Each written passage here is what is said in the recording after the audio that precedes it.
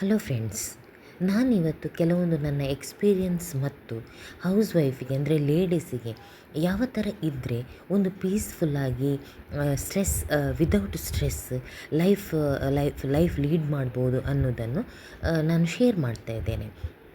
ನಮ್ಮ ಲೈಫಲ್ಲಿ ಫಸ್ಟಿಗೆ ಎಲ್ಲದಕ್ಕೂ ಬೆಳಗ್ಗೆ ಏಳೋದ್ರಿಂದ ಹಿಡಿದು ಮಲಗೋ ತನಕನೂ ಒಂದು ಲೈಫಲ್ಲಿ ಡಿಸಿಪ್ಲಿನ್ ಅಂತ ಇರಬೇಕು. ಡಿಸಿಪ್ಲಿನ್ ಅಂದರೆ ತುಂಬ ಡಿಸಿಪ್ಲಿನ್ ಆಗಿ ಸ್ಟ್ರಿಕ್ಟ್ ಆ ಥರ ಫಾಲೋ ಮಾಡೋದಲ್ಲ. ಒಂದು ಸರ್ಟನ್ ರೂಲ್ಸ್ ನಮಗೆ ನಾವೇ ಒಂದು ಡಿಸಿಪ್ಲಿನನ್ನು ಇಟ್ಕೊಳ್ಬೇಕು.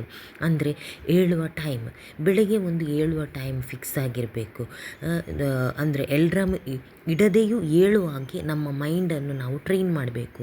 ಈಗ ನನಗೆಲ್ಲ ಎಲ್ರಾಮ್ ಬೇಡ, ನನ್ನ ಮೈಂಡಲ್ಲಿ ಟ್ರೈನ್ ಅದು ಸ್ಟೋರ್ ಮಾಡಿರ್ತೇನೆ. ನಾನು ಇಷ್ಟು ಗಂಟೆಗೆ ಎದ್ದೇಳಬೇಕು, 4 o'clock ಎದ್ದೇಳಬೇಕಂದ್ರೆ 4 o'clock ನಾನು ಎದ್ದೇಳ್ತೇನೆ. ಆ ಥರ ಕೆಲವರು ಲೇಟಾಗಿ ಎದ್ದೇಳ್ತಾರೆ 6ಗೆ. ಸೊ 6ಗೆಲ್ಲ ಎದ್ದೇಳಿದರೆ ನಮ್ಮ ಕೆಲಸ ಆಗಲ್ಲ. ನೀವು ನೋಡಿ ಬೇಕಾದರೆ ಗಡಿಬಿಡಿಯಿಂದ ಎಲ್ಲ ಮಾಡಿ ಮುಗಿಸ್ತೀರಾ, ಮತ್ತು ಸ್ಟ್ರೆಸ್ಫುಲ್ ಆಗಿರ್ತದೆ ಇಡೀ ದಿನ. ನಮಗೋಸ್ಕರ ಅಂತ ಟೈಮ್ ಸಿಗೋದಿಲ್ಲ. ಸೊ ನಮಗೋಸ್ಕರ ಅಂತ ನಮ್ಮ ಟೈಮ್ ಬೇಕು ಅಂತಾದರೆ 4:30 to 5 o'clock ಒಳಗಡೆ ಎದ್ದೇಳಬೇಕು. ಎದ್ದು ಫಸ್ಟಿಗೆ ಫ್ರೆಶಪ್ ಆಗಬೇಕು. ಫ್ರೆಶಪ್ ಆಗಿಬಿಟ್ಟು ದೇವರ ಪೂಜೆ ಮಾಡಿ ಸ್ವಲ್ಪ ಮೊಬೈಲ್ ನೋಡದೆ ವಾಟ್ಸಪ್ ಎಲ್ಲ ನೋಡಬಾರ್ದು. ಕಾಮ್ ಆಗಿರುವಂಥ ಮ್ಯೂಸಿಕ್ ಹಾಕಿಬಿಟ್ಟು 1-2 ಗ್ಲಾಸ್ ನೀರು, ಕೆಲವರಿಗೆ ಅಭ್ಯಾಸ ಇರುತ್ತೆ ಬಿಸಿನೀರು ಅದು ಏನೋ 1-2 ಗ್ಲಾಸ್ ನೀರು ಕುಡಿದು 10 ನಿಮಿಷ ಅಂತ ಮೆಡಿಟೇಷನ್, ನಾವು ನಮ್ಮ ಲೈಫಲ್ಲಿ ಮೆಡಿಟೇಷನನ್ನು ಅಡಾಪ್ಟ್ ಮಾಡಲೇಬೇಕು.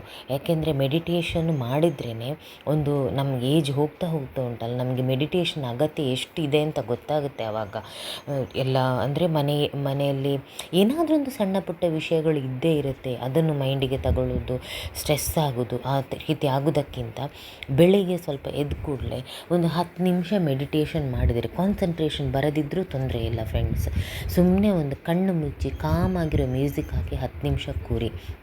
ನಮ್ಮ ಬ್ರೈನಿಗೆ ಒಳ್ಳೆಯ ವಿಷಯಗಳನ್ನೇ ಹಾಕ್ತಾ ಇರಬೇಕು. ಅಂದರೆ ಪಾಸಿಟಿವ್. ಆ ಟೈಮಲ್ಲಿ ಯಾರ ಬಗ್ಗೆನೂ ನಾವು ಥಿಂಕ್ ಮಾಡಬಾರ್ದು. ಯಾರ ಬಗ್ಗೆ ನೆಗೆಟಿವ್ ಆಗಲಿ, ಯಾರ ಬಗ್ಗೆನೂ ಪಾಸಿಟಿವ್ ಆಗಿಯೇ ದಿನ ಸ್ಟಾರ್ಟ್ ಮಾಡಬೇಕು. ನಮ್ಮ ಲೈಫು ನಾವು ನಮಗೋಸ್ಕರ ಪಾಸಿಟಿವ್ ಥಿಂಕ್ ಮಾಡಬೇಕು, ಬೇರೆಯವರಿಗೋಸ್ಕರ ಅಲ್ಲ. ನಮ್ಮ ಲೈಫಲ್ಲಿ ನಮ್ಮ ಲೈಫ್ ಚೆನ್ನಾಗಿರ್ಬೇಕಂದ್ರೆ ನಾವು ಪಾಸಿಟಿವ್ ಆಗಿ ಥಿಂಕ್ ಮಾಡಬೇಕು. ಬೇರೊಬ್ಬರ ಬಗ್ಗೆ ಮಾತಾಡಿ, ಬೇರೊಬ್ಬರ ಬಗ್ಗೆ ಥಿಂಕ್ ಮಾಡಿ ನಮಗೇನು ಯೂಸು? ಏನಿಲ್ಲ ಅಲ್ವಾ? ಅದಕ್ಕೋಸ್ಕರ ಫಸ್ಟಿಗೆ ಏಳುವ ಟೈಮ್ ಫಿಕ್ಸ್ ಆಗಿರಬೇಕು. ನಂತರ ನಮಗೋಸ್ಕರ ಮೆಡಿಟೇಷನ್ ಅದು ಮಾಡಬೇಕು. ಅನಂತರ ನಾವು ಕಿಚನಿಗೆ ಹೋಗ್ತೇವೆ ಅಂದರೆ 5:30 ಕಿಚನಿಗೆ ಹೋದ್ಮೇಲೆ ನಮ್ಮ ಕೆಲಸ ಇದ್ದೇ ಇರುತ್ತೆ, ಒಂದಲ್ಲ ಒಂದಿರುತ್ತೆ. ನಾವು ಫಸ್ಟಿಗೆ ಏನು ಮಾಡಬೇಕಂದ್ರೆ ಈಸಿ ಆಗಲಿಕ್ಕೆ ಟೀ ಮಾಡಿಬಿಟ್ಟು ಇಡಬೇಕು. ಕೆಲವ್ರು ಗಂಡಸರು ಎದ್ದು ಕೂಡಲೇ ಟೀ ಕೇಳ್ತಾರೆ. ಆವಾಗ ನಾವು ಬೇರೆ ಏನಾದರೂ ಗ್ಯಾಸಲ್ಲಿ ಇಟ್ಟಿದ್ದರೆ ನಮಗೆ ಅದು ತೆಗೆದು ಮಾಡಲಿಕ್ಕೆ ಇರಿಟೇಷನ್ ಆಗುತ್ತೆ. ಆಗ ನಾವು ಫಸ್ಟಿಗೆ ಫ್ಲಾಸ್ಕಲ್ಲಿ ಹಾಕಿಟ್ರೆ ಅವ್ರು ಬಂದಾಗ ತೆಗೆದು ಕೊಡ್ಬೋದು. ಮತ್ತು ನಾವೇನಾದರೂ ಗ್ಯಾಸಲ್ಲಿ ಇಟ್ಟಿದ್ರೂ ತೊಂದರೆ ಇಲ್ಲ. ಅದೇ ಟೈಮಲ್ಲಿ ನಾವು ಬೇರೆ ಕಡೆ ಹೋಗಿ ಆಚೆ ಕೆಲಸ ಮಾಡೋ ಬದಲು ಕಿಚನಲ್ಲೇ ಇದ್ದು ಮಧ್ಯಾಹ್ನದ್ದು ಕೂಡ ನಾವು ವೆಜಿಟೇಬಲ್ ಕಟ್ ಮಾಡೋದು, ಕರಿ ಮಾಡೋದು ಏನಾದರೂ ಮಾಡ್ಬೋದು. ಸಪೋಸ್ ಫಿಶ್ ಇದ್ದರೆ ಫ್ರಿಜ್ಜಲ್ಲಿ ಫಿಶ್ ಕೂಡ ಬೆಳಗ್ಗೆ ಬೇಗ ತೆಗೆದಿಟ್ಬಿಟ್ಟು ಅದನ್ನು ಬೇಗ ಮಾಡ್ಬೋದು. ನಾವು ಮನಸ್ಸು ಮಾಡಿದ್ರೆ ಉಂಟಲ್ಲ ಲೇಡೀಸ್, ಯಾವ ಕೆಲಸ ಕೂಡ ಪಟಾಪಟ ಅಂತ ಆಗುತ್ತೆ. ಎಲ್ಲ ನಮ್ಮ ಕೈಯಲ್ಲಿ ಉಂಟು. ನಾವು ಲೇಸಿನೆಸ್ ಬಿಟ್ಟು ಎಲ್ಲ ಬೇಗ ಕೆಲಸ ಮಾಡಿ ಮುಗಿಸಿದರೆ ನಮಗೇ ಒಳ್ಳೆಯದು. ಮತ್ತು ಆರಾಮ್ಸೆ ಟೈಮ್ ಸಿಗ್ತದೆ ನಮಗೋಸ್ಕರ. ಆ ಟೈಮಲ್ಲಿ ನೋಡಿ, ಬೆಳಿಗ್ಗೆ 5 ಗಂಟೆ 5:30 ಒಳಗಡೆ ಯಾರು ಎದ್ದಿರಲ್ಲ, ಗಂಡ ಆಗಲಿ ಮಕ್ಕಳಾಗಲಿ. ಸೊ ಫುಲ್ ಮನೆ ಸೈಲೆಂಟ್ ಆಗಿರುತ್ತೆ.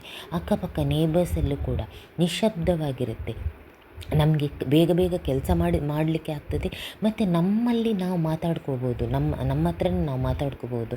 ಅಂದರೆ ನಮ್ಮ ಮನಸ್ಸಲ್ಲಿ ಇದ್ದದ್ದು ನಮ್ಮ ಬ್ರೈನಿಗೆ ನಾವು ಫೀಡ್ ಮಾಡ್ಬೋದು ಒಳ್ಳೆಯ ವಿಷಯಗಳನ್ನು. ಅದಕ್ಕೆ ಹೇಳೋದು ಬೆಳಿಗ್ಗೆ ಬೇಗ ಎದ್ದರೆ ತುಂಬ ಒಳ್ಳೆಯದು, ಹೆಲ್ದಿಯಾಗಿರ್ತಾರೆ ಅಂತ. ಹೆಲ್ತ್ ತುಂಬ ಇಂಪಾರ್ಟೆಂಟ್ ಫ್ರೆಂಡ್ಸ್.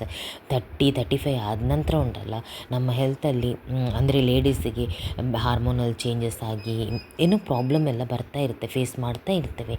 ಅದಕ್ಕೋಸ್ಕರ ಎಕ್ಸಸೈಸ್ ಬೆಳಗ್ಗೆ ಆದರೆ ಎಕ್ಸಸೈಸ್ ಕೂಡ ಮಾಡಬೇಕು ಒಂದು ಅರ್ಧ ಗಂಟೆ. ಬೆಳಗ್ಗೆ ಆಗಿಲ್ವೋ ಸಂಜೆ ಆದರೂ ಮಾಡ್ಬೋದು. ಅಥವಾ ಮಿಡ್ಲಲ್ಲಿ ಅಡುಗೆ ಮಾಡ್ತಾ ಮಾಡ್ತಾ ಉಂಟಲ್ಲ, ನಮ್ಮ ಕೌಂಟರ್ ಟಾಪೇ ಯೂಸ್ ಮಾಡಿಬಿಟ್ಟು ಉಂಟಲ್ಲ, ಎಷ್ಟೊಂದು ಎಕ್ಸಸೈಸ್ ಮಾಡ್ಬೋದು ಕೂತ್ಕೊಂಡು. ತುಂಬ ಎಕ್ಸಸೈಸ್ ಇದೆ ಕೌಂಟರ್ ಟಾಪ್ ಇಟ್ಕೊಂಡು, ಡೋರಿದು ಇದು ಹಿಡ್ಕೊಂಡು, ವಿಂಡೋ ಹಿಡ್ಕೊಂಡು. ಸೊ ಅರ್ಧ ಗಂಟೆಯಲ್ಲಿ ಎಷ್ಟೋ ಎಕ್ಸಸೈಸ್ ನಾವು ಕೆಲಸ ಮಾಡಿಸ್ತಾನೆ ಮುಗಿಸ್ಬೋದು. ಅನಂತರ ನಾವು ಮಕ್ಕಳ ಎದ್ಮೇಲೆ ಸ್ವಲ್ಪ ಗಡಿಬಿಡಿ ಆಗುತ್ತೆ ಅವರಿಗೆ. ಅಂದರೆ 6:30 ಒಳಗಡೆ ಅವರಿಗೆ ಬ್ರೇಕ್ಫಾಸ್ಟ್ ಕೊಟ್ಟರೆ ಉಂಟಲ್ಲ, ಅವರು ಪಾಪ ಆರಾಮ್ಸೆ ತಿಂದ್ಕೊಂಡು ಸ್ಕೂಲಿಗೆ ರೆಡಿ ಆಗ್ತಾರೆ. ಇದು ಅವ್ರಿಗೂ ಗಡಿಬಿಡಿಯಾಗಿ 7 ಗಂಟೆಗೆ ನಾವು ಬ್ರೇಕ್ಫಾಸ್ಟ್ ಕೊಟ್ಟರೆ 7:15 ಈಗ ಎಲ್ಲರದ್ದು ವ್ಯಾನ್ ಬರುತ್ತೆ, ಅವರಿಗೂ ತಿನ್ನಲಿಕ್ಕೆ ಆಗೋದಿಲ್ಲ ಇದರಲ್ಲಿ. ಸೊ ಬೆಳಿಗ್ಗೆ ಹೆವಿ ಬ್ರೇಕ್ಫಾಸ್ಟ್ ಕೊಡಬೇಕು ಮಕ್ಕಳಿಗೆ, ಅದರ ಜೊತೆ ಏನಾದರೂ ಜ್ಯೂಸ್ ಇದು ಕೊಡಬೇಕು. ಮಕ್ಕಳಿಗೆ ಟೀ ಅಂತ ಅಭ್ಯಾಸ ಮಾಡಲೇಬಾರ್ದು. ಟೀ ಕಾಫಿ ಅಭ್ಯಾಸ ಇದ್ದರೆ ಅದನ್ನು ಆದಷ್ಟು ತೆಗಿಲಿಕ್ಕೆ ನೋಡಿ. ಈಗ ನಮಗೆ ನೋಡಿ ಟೀ ಅಭ್ಯಾಸ ಆಗಿ ಬಿಡಲಿಕ್ಕೆ ಆಗುತ್ತಾ ನೋಡಿ. ಅದರಲ್ಲಿ ಟೀಯಲ್ಲಿ ಏನು ಹೆಲ್ತ್ ಬೆನಿಫಿಟ್ಸ್ ನಮಗೆ ಸಿಗೋದಿಲ್ಲ. ಬರೀ ಒಂದು ನಾವು ಅದೇನು ಟೇಸ್ಟಿಗೆ ಅಥವಾ ತಲೆನೋವು ಆ ಥರ ಅದು ಎಡಿಕ್ಷನ್ ಆಗಿ ಹೋಗುತ್ತೆ. ಅದು ಕುಡಿದಿಲ್ಲ ಅಂದರೆ ತಲೆನೋವು ಬರುತ್ತೆ. ಆ ಥರ ಮಕ್ಕಳಿಗೆ ಆಗಬಾರ್ದಂದ್ರೆ ಸಣ್ಣ ಇರುವಾಗಲೇ ಅವರಿಗೆ ಅದರ ಹ್ಯಾಬಿಟ್ ಮಾಡಲೇಬಾರ್ದು. ಅವರಿಗೆ ಜ್ಯೂಸು ಅದಿದು ಕೊಟ್ಟು ಬ್ರೇಕ್ಫಾಸ್ಟ್ ಜೊತೆನೇ ಕೊಡಬೇಕು. ಮತ್ತು ಮಕ್ಕಳನ್ನು ಸ್ಕೂಲಿಗೆ ರೆಡಿ ಮಾಡೋದು, ಅವರು ಹೋದ್ಮೇಲೆ ಸ್ವಲ್ಪ ಹೊರಗಡೆ ಕ್ಲೀನ್ ಮಾಡಿ, ಹೊರಗಡೆದೊಂದು ಬೇಗ ಕ್ಲೀನ್ ಮಾಡಬೇಕಲ್ಲ, ನೀರು ಹಾಕಿ ಗುಡಿಸಿ ಎಲ್ಲ. ಆನಂತರ ನಾವು ಮನೆಯೊಳಗಡೆ ಬಂದುಬಿಟ್ಟು ಹಸ್ಬೆಂಡ್ ಅಥವಾ ಫ್ಯಾಮಿಲಿಯಲ್ಲಿ ಯಾರು ಬೇರೆ ಮೆಂಬರ್ಸ್ ಇದ್ದಾರೆ ಅವ್ರ ಜೊತೆ ಕೂತು ಸ್ವಲ್ಪ ಹೊತ್ತು ಮಾತಾಡಿಬಿಟ್ಟು ಬ್ರೇಕ್ಫಾಸ್ಟ್ ಇದು ಮಾಡಬೇಕು. ಅನಂತರ ಮನೆಯದೆಲ್ಲ ಕ್ಲೀನಿಂಗ್ ಮುಗಿಸಿ, ಎಷ್ಟು ಬೇಗ ಆಗುತ್ತೆ ನೋಡಿ ಕ್ಲೀನಿಂಗ್ ಮುಗಿಸಿ ಎಲ್ಲಾದರೂ ಹೊರಗಡೆ ಹೋಗ್ಬೋದಿದ್ರೆ ಹೋಗ್ಬೋದು. ನಮಗೂ ಸ್ವಲ್ಪ ಅಂದರೆ ರಿಲ್ಯಾಕ್ಸ್ ಆಗುತ್ತೆ. ಎಲ್ಲೋ ಒಂದು ಟೆಂಪಲಿಗೋ ಚರ್ಚಿಗೋ ಅಥವಾ ಫ್ರೆಂಡ್ಸನ್ನು ಮೀಟ್ ಮಾಡಲಿಕ್ಕೋ ಶಾಪಿಂಗೋ ಮಾರ್ಕೆಟಿಗೋ ಆ ಥರ ಹೋಗ್ಬೋದು. ನಮಗೆ ರಿಲ್ಯಾಕ್ಸ್ ಆಗುತ್ತೆ ಮನೆಯಿಂದ ಹೊರಗಡೆ ಹೋಗುವಾಗ. ಯಾವಾಗಲೂ ನೆನಪಿಡಿ ಫ್ರೆಂಡ್ಸ್, ನಾನು ಮಾಡೋ ಒಂದು ಇದಂದರೆ ಮನೆಯಿಂದ ಹೊರಗಡೆ ಹೋಗುವಾಗ ಎಲ್ಲ ಕೆಲಸ ಮುಗಿಸ್ಬಿಟ್ಟು ಹೋಗೋದು. ಆಗ ನಮಗೆ ಟೆನ್ಷನೇ ಇಲ್ಲ ಅಂದರೆ ಅಯ್ಯೋ ಕೆಲಸ ಮಾಡಬೇಕು, ಬೇಗ ಹೋಗಬೇಕು ಮನೆಗಂತ ಅನಿಸುತ್ತೆ. ಬಂದುಬಿಟ್ಟು ಕೆಲಸ ಮಾಡೋಕ್ಕಾಗಲ್ಲ. ಕ್ಲೀನಿಂಗ್ ಕೆಲಸ ಅಡುಗೆ ಕೆಲಸ ಮುಗಿದರೆ ಸಪೋಸ್ ಯಾರಾದರೂ ನಮಗೆ ಸಿಗ್ತಾರೆ, ಅವ್ರ ಜೊತೆ ಮಾತಾಡಿಬಿಟ್ಟು ಟೈಮ್ ಸ್ಪೆಂಡ್ ಮಾಡ್ಬೋದು. ಇದು ಲೇಟ್ ಆಗುತ್ತೆ ಅಂತ ಅನ್ನೋ ಇದಿಲ್ಲ. ಮಧ್ಯಾಹ್ನ ಊಟದ ಟೈಮಿಗೆ ಬರ್ಬೋದಲ್ಲ ರೆಡಿ ಇದ್ದರೆ ಆರಾಮ್ಸೆ. ಅದಕ್ಕೋಸ್ಕರ ನೀವೇ ನೋಡಿ, ಮನೆಗೆ ಒಂದು ಕ್ಲೀನ್ ಮಾಡಿಬಿಟ್ಟು ಎಲ್ಲ ಮಾಡಿಬಿಟ್ಟು ಹೋದಾಗ ನೀವು ವಾಪಸ್ ಬರುವಾಗ ಡೋರ್ ಓಪನ್ ಮಾಡುವಾಗ ಎಲ್ಲ ನೀಟಾಗಿ ಆರ್ಗನೈಸ್ ಆಗಿದ್ದರೆ ನಿಮ್ಮ ಮನಸ್ಸಿಗೆ ಆಗುವ ಖುಷಿ ನೋಡಿ. ನೀವು ಯಾವತ್ತು ಬೇಕಾದರೂ ನೋಡಿ ಎಷ್ಟು ಖುಷಿಯಾಗುತ್ತೆ. ಅದೊಂದು ಮನೆ ಅಂದರೆ ಒಂದು ದೇವಸ್ಥಾನ ಥರ ಇರಬೇಕು ಅಂತ ಹೇಳ್ತಾರೆ. ಅಂದರೆ ಅಷ್ಟು ನೀಟ್ನೆಸ್. ಕೆಲವರು ಡೈಲಿ ಒರೆಸಲ್ಲ, ಅದು ಅವರಿಗೆ ಬಿಟ್ಟಿದ್ದು. ಆದರೆ ಆದಷ್ಟು ಡೈಲಿ ಒರೆಸಿದರೆ ಉಂಟಲ್ಲ, ಡಸ್ಟಿಂಗ್ ಇದು ಕ್ಲೀನ್ ಮಾಡಿದರೆ ನಮ್ಮ ಮನಸ್ಸಿಗೆ ತುಂಬ ಖುಷಿಯಾಗುತ್ತೆ. ಅಂದರೆ ಹೆಟಿಕ್ ಕೂಡ ಆಗಲ್ಲ. ಯಾರೋ ಬಂದಾಗ ಜಾಸ್ತಿ ಕೆಲಸ ಆಗಲ್ಲ ನಮಗೆ. ಯಾರು ಅನ್ಎಕ್ಸ್ಪೆಕ್ಟೆಡ್ ಗೆಸ್ಟ್ ಬರ್ತಾರೆ, ಆವಾಗ ನಾವು ತಿಕ್ಕೋದು, ಅದು ಮಾಡೋದು, ಬಾತ್ರೂಮ್ ತೊಳೆಯೋದು, ವಿಂಡೋ ಕ್ಲೀನ್ ಮಾಡೋದು, ಇದೆಲ್ಲ ಮಾಡೋದಕ್ಕಿಂತ ಡೈಲಿ ಒಂದು ಇಟ್ಕೊಳ್ಳಿ. ನೀವು ಒಂದು ಕ್ಲೀನ್ ಮಾಡುವಾಗ ಒಂದು ರೂಮಿದು ಡಸ್ಟಿಂಗ್ ನಾನು ಮಾಡೋದು ಹಾಗೆ. ಒಂದು ರೂಮಿದು ಡಸ್ಟಿಂಗ್, ಒಂದು ರೂಮಲ್ಲಿ 2 ವಿಂಡೋ, ಟೇಬಲ್, ಡೆಸ್ಕ್, ವಾರ್ಡ್ರೋಬು ಆ ಥರ ಇರುತ್ತೆ. ಅದನ್ನೆಲ್ಲ ಕ್ಲೀನ್ ಮಾಡಿ ಮನೆ ಒರೆಸಿ ಗುಡಿಸಬೇಕು. ಡೈಲಿ ಒಂದೊಂದು ರೂಮು. ಈಗ 2 ಬಾತ್ರೂಮ್ ಇದ್ದರೆ ಡೈಲಿ ಒಂದೊಂದು ಬಾತ್ರೂಮ್. 4 ಬಾತ್ರೂಮ್ ಇದ್ದರೆ 4 ದಿನ ಅದೇ ಆಗುತ್ತೆ. ತಿರ್ಗಾ ರೊಟೇಷನಲ್ಲಿ ಬರುವಾಗ ಅದಕ್ಕೆ ಇನ್ನೊಂದು 4 ದಿನ ಬೇಕು. ಆ ಥರ ನೀವೇ ನೋಡಿ ಅಂತೆ ಬಾತ್ರೂಮು ಕೂಡ ನಾವು ಡೈಲಿ ಕ್ಲೀನ್ ಮಾಡಬೇಕು. ಆಗ ಅದು ಕೂಡ ನಮ್ಮ ಮನಸ್ಸಿಗೆ ಖುಷಿ ಕೊಡುತ್ತೆ. ಕ್ಲೀನ್ ಇದ್ದರೆ ಎಲ್ಲರೂ ಹೇಳ್ತಾರೆ ಬಾತ್ರೂಮು ನೋಡಿದ್ರೇ ಗೊತ್ತಾಗುತ್ತೆ ಅವರು ಎಷ್ಟು ಕ್ಲೀನ್ ಅಂತ. ಅದು ಖಂಡಿತ. ನಾವು ಫ್ಯಾಮಿಲಿ ಮೆಂಬರ್ಸ್ ಒಂದು 4-5 ಜನ ಫ್ಯಾಮಿಲಿ ಮೆಂಬರ್ಸ್ ಇದ್ದರೆ ಒಂದು ಬಾತ್ರೂಮ್ ಯೂಸ್ ಮಾಡಿದ್ರಾದರೆ ನಮಗೆ ಶೆಕೆಗೆ ನಾವು ದಿನದಲ್ಲಿ 2 ಸಲ ಸ್ನಾನ ಮಾಡ್ತೇವೆ. ನೀವೇ ಯೋಚನೆ ಮಾಡಿ ಎಷ್ಟು ಸಲ ಬಾತ್ರೂಮ್ ಯೂಸ್ ಮಾಡ್ತೇವೆ, ಸೋಪ್ ಇದು ಅಂತ.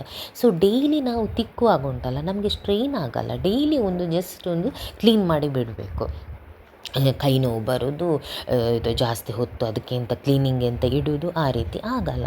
ನೀವು ಆ ಥರ ಮಾಡಿ ನೋಡಿ. ಯಾರು ಮಾಡೋದಿಲ್ವೋ ಅವ್ರಿಗೆ ಹೇಳೋದು, ಆ ಥರ ಮಾಡಿ ಚೇಂಜಸ್ ಮಾಡಿ ನೋಡಿದರೆ ಉಂಟಲ್ಲ ನಮಗೇ ಗೊತ್ತಾಗುತ್ತೆ ಎಷ್ಟು ನಮಗೆ ಆರಾಮಾಗುತ್ತೆ ಅಂತ. ನಂತರ ಈವ್ನಿಂಗ್ ಯಾರಾದರೂ ಸಪೋಸ್ ಹೋಗಿ ಬರ್ತೀರಾ, ಮಕ್ಕಳು ಮಧ್ಯಾಹ್ನ ಬರ್ತಾರೆ, ನಮಗೆ ರೆಸ್ಟ್ ತಗೊಳ್ಳೋದಾದರೆ ಮಧ್ಯಾಹ್ನ ಸ್ವಲ್ಪ ಹೊತ್ತು ರೆಸ್ಟ್ ತಗೋಬೋದು. ಮತ್ತು ಸಂಜೆ ಹೊತ್ತು ವಾಕಿಂಗ್ ಹೋಗುವವ್ರಿಗೆ ವಾಕಿಂಗ್ ಹೋಗ್ಬೋದು. ವಾಕಿಂಗ್ ಹೋಗುವಾಗ ಕೂಡ ಅಷ್ಟೇ ಫ್ರೆಂಡ್ಸ್, ಕೆಲವರು ಟೀ ಕುಡಿದುಬಿಟ್ಟು ವಾಕಿಂಗ್ ಹೋಗ್ತಾರೆ.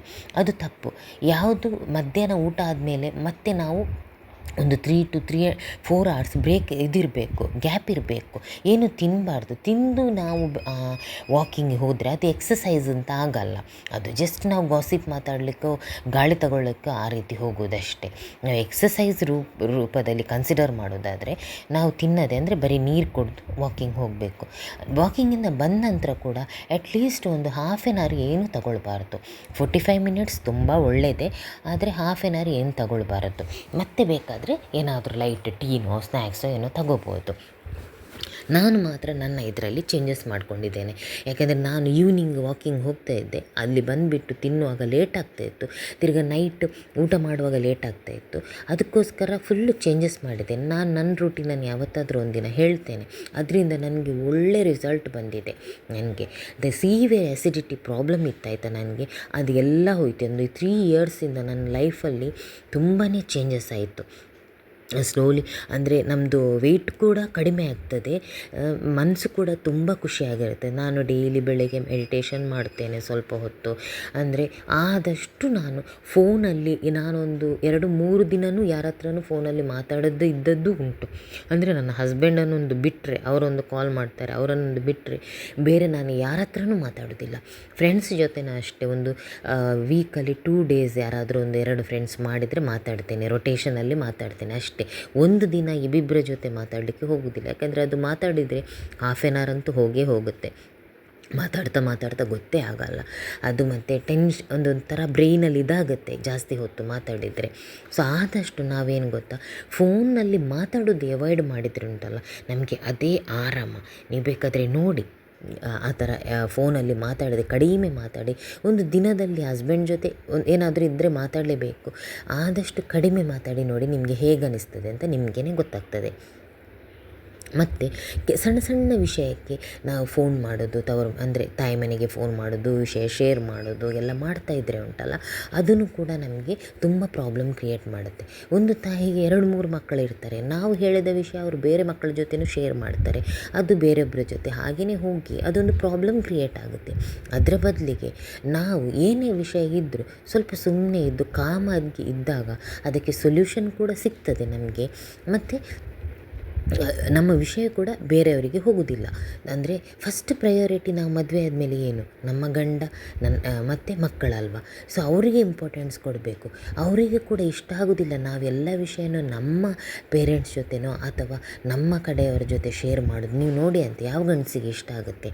ಸೊ ಅದಕ್ಕೆ ಹೇಳೋದು, ಆದಷ್ಟು ನಾವು ಏನೇ ಪ್ರಾಬ್ಲಮ್ ಬರಲಿ ನಮ್ಮಲ್ಲೇ ನಾವು ಅದರಲ್ಲಿ ಸೊಲ್ಯೂಷನ್ ಹುಡುಕಬೇಕು.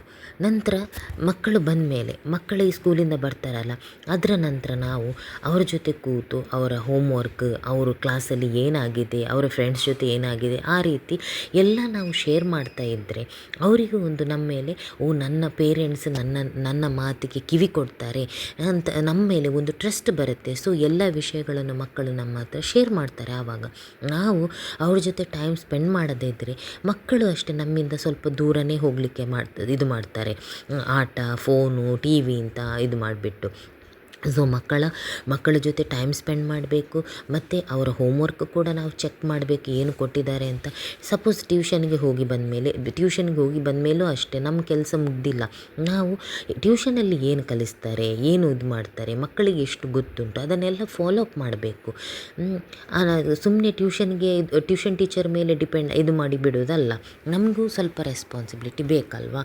ಸೊ ಅದರ ನಂತರ ರಾತ್ರಿ ಡಿನ್ನರ್ ಕೂಡ ಹಾಗೆಯೇ ಬೇಗ ಮುಗಿಸ್ಬಿಟ್ಟು ನಮ್ಮ ಕಿಚನ್ ಕೆಲಸ ಎಲ್ಲ ತುಂಬ ಅಂದರೆ 8:30-9 o'clock ಒಳಗಡೆ ಡಿನ್ನರ್ ಎಲ್ಲ ಮುಗಿಸ್ಬಿಟ್ಟು ಕಿಚನ್ ಕೆಲಸ ಒಂದು ಹಾಫ್ ಆನ್ ಅವರ್ ಇರುತ್ತೆ, ಪಾತ್ರೆ ತೊಳೆಯೋದು, ಕ್ಲೀನಿಂಗ್ ಮಾಡೋದೆಲ್ಲ, ಅದೆಲ್ಲ ಮಾಡಿ ಮುಗಿಸಿ ಬೇಗ ಮಲಗಬೇಕು.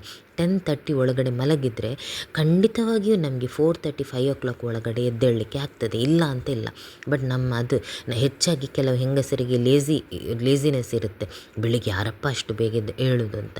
ನೀವು 1 ತಿಂಗಳು ಮಾಡಿ ನೋಡಿ, ನಿಮ್ಮ ಲೈಫಲ್ಲಿ ಚೇಂಜಸ್ ಆಗಿಲ್ಲ ಅಂದರೆ ಮತ್ತೆ ಹೇಳಿ, ಎಷ್ಟು ನೀವು ಚೇಂಜ್ ಆಗ್ತೀರಾ ಅಂತ ನಿಮಗೇ ಮತ್ತೆ ಗೊತ್ತಾಗುತ್ತೆ, ಓ ಹೌದಲ್ವಾ ಅಂತ. ಆ ರೀತಿ. ಯಾಕೆ ನಾವು ಕಾಲೇಜ್ಗೆ ಹೋಗುವಾಗ ಬೇಗ ಎದ್ದೇಳ್ತಾ ಇರಲಿಲ್ವಾ? ನಾವು ಕೆಲಸಕ್ಕೆ ಹೋಗುವಾಗ ಬೇಗ ಎದ್ದೇಳ್ತಾ ಇರಲಿಲ್ವಾ?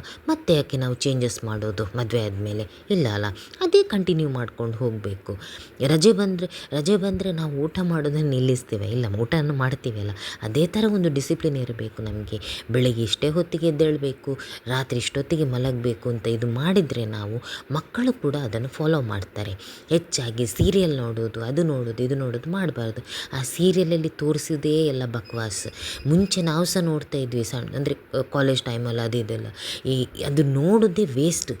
ಅದನ್ನು ನೋಡಿಬಿಟ್ಟು ಮೈಂಡ್ ಹಾಳು ಮಾಡೋದಕ್ಕಿಂತ ಒಳ್ಳೆಯ ಯಾವುದಾದ್ರೂ ಬುಕ್ಸಾ ಅಥವಾ ಒಳ್ಳೆ ಮ್ಯೂಸಿಕ್ ಹಾಕ್ಕೊಂಡು ಕೆಲಸ ಮಾಡೋದಾ, ಅದರಲ್ಲೆಲ್ಲ ಟೈಮ್ ಪಾಸ್ ಮಾಡ್ತಾ ಇದ್ದರೆ, ಸೊ ನಾವು ವಿದೌಟ್ ಸ್ಟ್ರೆಸ್ ನಮ್ಮ ಲೈಫಲ್ಲಿ ಇರ್ಬೋದು ನಾವು. ಅಷ್ಟೇ ಫ್ರೆಂಡ್ಸ್. ನನ್ನ ಮನಸ್ಸಿಂದ ನಾನು ಹೇಳಿದ್ರಿಂದ ಯಾರಿಗಾದರೂ ಇದಾಗಿದ್ದರೆ, ನೋವಾಗಿದ್ದರೆ, ಪ್ಲೀಸ್ ಅದನ್ನು ಇಗ್ನೋರ್ ಮಾಡಿಬಿಡಿ. ನಾನು ಯಾರಿಗೂ ಈ ಥರ ಮಾಡಿ ಅಂತ ಹೇಳೋದಲ್ಲ. ನನ್ನ ಎಕ್ಸ್ಪೀರಿಯೆನ್ಸ್ ನಾನು ಮಾಡಿದ್ದು ನಿಮ್ಮ ಜೊತೆ ಶೇರ್ ಮಾಡ್ತಾ ಇದ್ದೇನೆ ಅಷ್ಟೇ ಹೊರತು, ಇದನ್ನು ಇಷ್ಟ ಇದ್ದರು ಫಾಲೋ ಮಾಡ್ಬೋದು, ಇಷ್ಟ ಇಲ್ಲದವರು ಬಿಡ್ಬೋದು. ಅದಕ್ಕೆ ಏನು ಇದು ಮಾಡುವ ಅಗತ್ಯ ಇಲ್ಲ.